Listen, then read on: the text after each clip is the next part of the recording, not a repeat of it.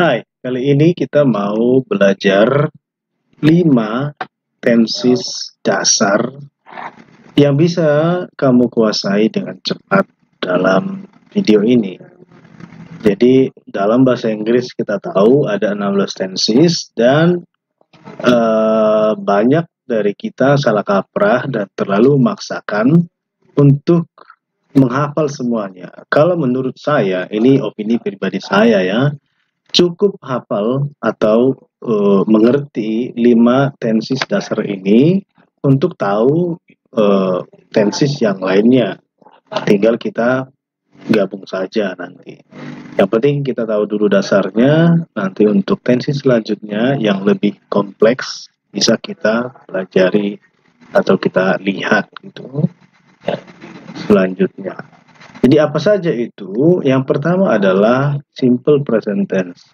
Kemudian yang kedua present continuous. Yang ketiga simple past, kemudian present perfect, kemudian simple future. Nah, kita masuk langsung ke yang pertama. Yang pertama ada simple present tense yang paling bicara tenses, maaf sebentar. Bicara tenses adalah bicara waktu. Jadi orang Inggris itu punya waktu itu. Mereka concern terhadap waktu. Jadi semua pernyataan mereka itu ya rata-rata tergantung dengan waktu. Beda dengan Indonesia. Kalau saya bilang saya makan sekarang, saya makan 2 jam yang lalu, saya akan makan, semua kata kerjanya makan, tapi beda dengan orang Inggris. Jadi kalau makan sekarang itu kata kerjanya apa, ya kan? Makan kemudian kata kerjanya apa, makan 2 jam yang lalu kata kerjanya apa. Jadi ada perubahan-perubahan kecil tergantung kapan suatu kejadian itu berlangsung.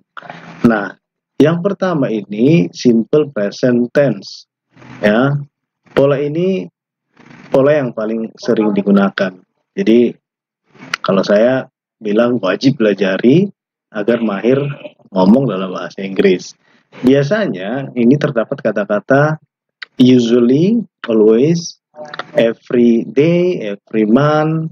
Jadi simple present tense kita gunakan untuk menyatakan suatu kejadian atau tindakan yang dilakukan berulang-ulang atau bisa kita sebut rutinitas sehari-hari atau rutinitas tiap bulan atau tiap tahun, tapi dia dilakukan secara rutin atau bisa kita sebut daily activities boleh. Yang kedua, simple present tense juga digunakan untuk menyatakan general truth, kebenaran umum. Misalnya matahari terbit di timur, ya, the sun rises in the east. Jadi rumusnya itu subjek plus verb one kemudian plus s atau es itu dalam kurung itu fakultatif, nanti tergantung subjeknya apa, ya kan, kemudian tambah objek terus komplement terserah kalau ada. Jadi kenapa ada tambahan s dan is itu memang sudah ketentuannya ya. Jadi apakah ditambah s atau es itu tergantung dari subjeknya. Jadi dalam simple present subjek orang ketiga tunggal she, he, it, dia ini, atau misalnya Mirna atau apa Jokowi, yang penting dia satu orang ketiga, maka verbnya itu ditambah s atau es. Contohnya I go to school, ya kan? Kemudian where do you live?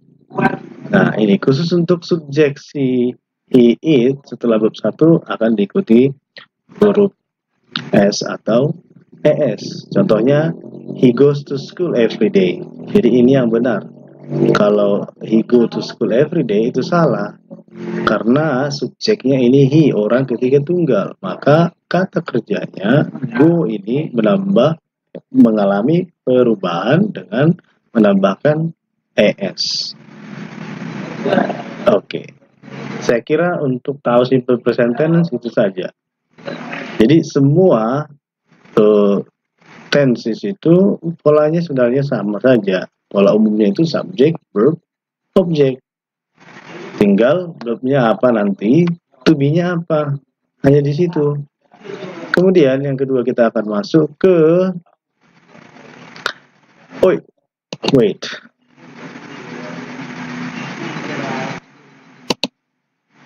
Ya, ke present continuous ya. Jadi dari katanya present kan sekarang, continuous berlanjut. Jadi present continuous ini kita gunakan untuk menyatakan tindakan atau suatu kejadian yang sedang terjadi sekarang, yang sedang berlangsung sekarang. Misalnya saya sedang ngomong sekarang, maka saya akan katakan I am talking now to you. Jadi saya sedang berbicara padamu sekarang. Oke. Biasanya terdapat kata now atau right now.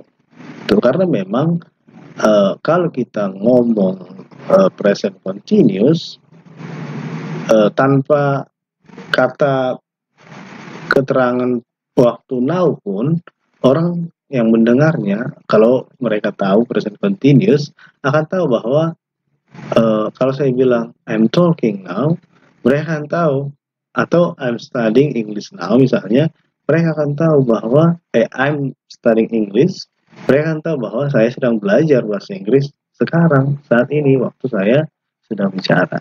Jadi formulanya atau patternnya itu ada subject, kemudian to be-nya itu ada 3, am, is, are. Lagi-lagi to be ini tergantung dari subjeknya, kemudian tambah verb ing, kemudian objek. Contohnya I am eating saksang. By the way, saksang itu makanan khas orang Sumatera Utara. Kalau ingin tahu apa yang sedang dilakukan seorang, nanyanya boleh what are you doing? What is she doing? Jadi rumus di present continuous tense itu gampang. Subject to be itu ada 3, am, is, are, tergantung subjeknya, kemudian verb ing, kemudian objek. Jadi kalau subjeknya I, pasangannya am. Kalau you, pasangannya are. Kemudian she, he, it, itu pasangannya is. Kemudian we, you, they itu pasangannya are. Jadi kalau saya bilang I am eating saksang, berarti benar ya, I kemudian am, karena to be untuk subjek I adalah am. Kalau saya bilang you are eating saksang, berarti kamu sedang makan saksang sekarang. Gitu. Kemudian apa tenses apa lagi? Kita lihat simple past tense. Jadi simple past kita gunakan untuk menceritakan hal-hal yang sudah berlalu.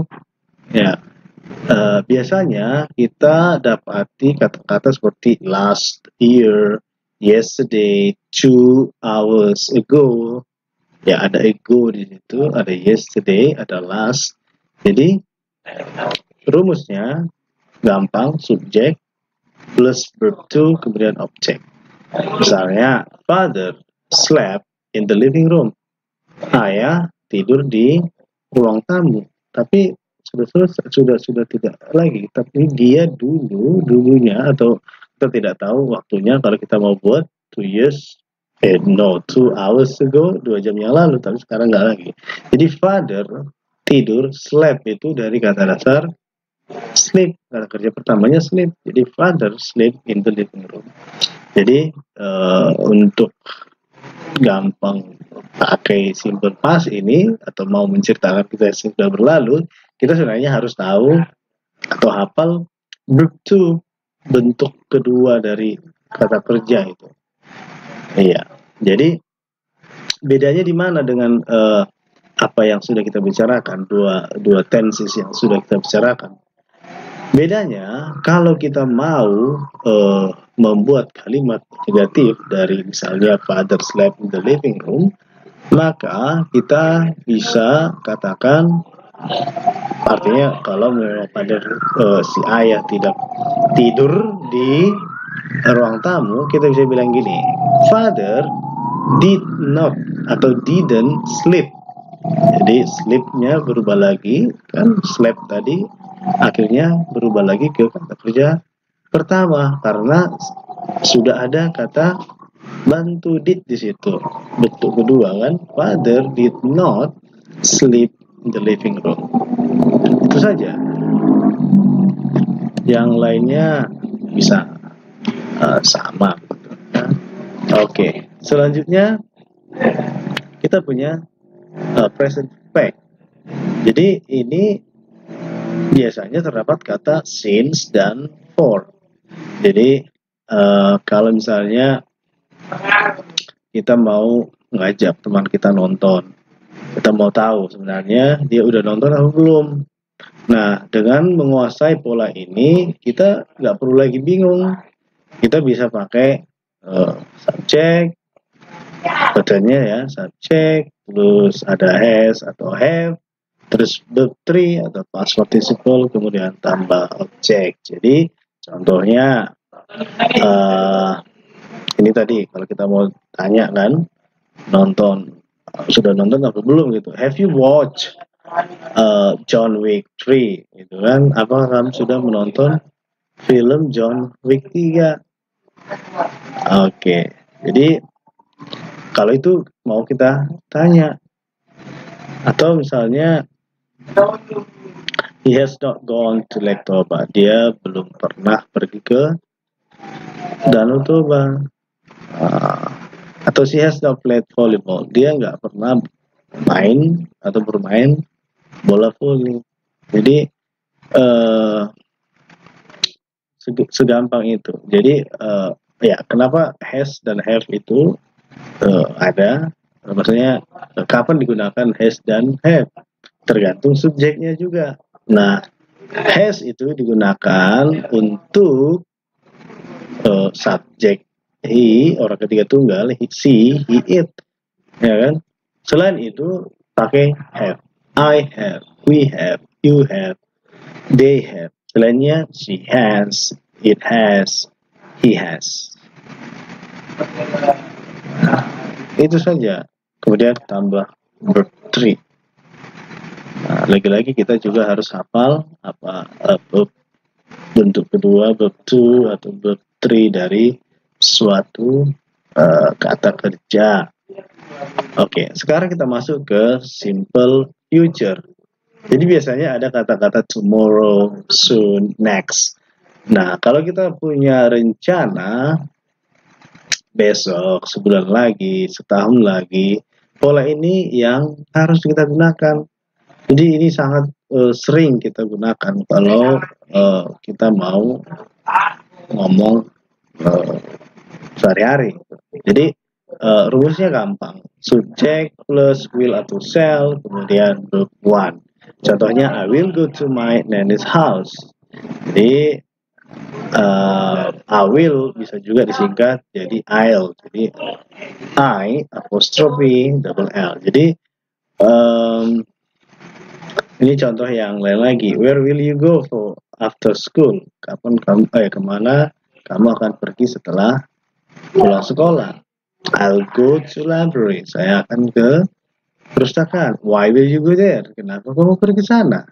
I'm going to do my homework. Saya mau mengerjakan pekerjaan rumah. Jadi selain modal will dan shall, ada juga yang menggunakan be going to. Nah, seperti ini, I am going. Jadi I am going to do my homework ini bukan present continuous, tapi masuk dalam simple future. Jadi selain will dan shall, kita punya be going to, yang ini, be going to.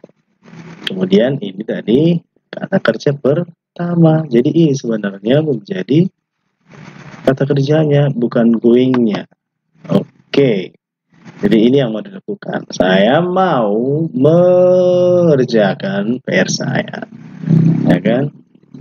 atau they are going to study together.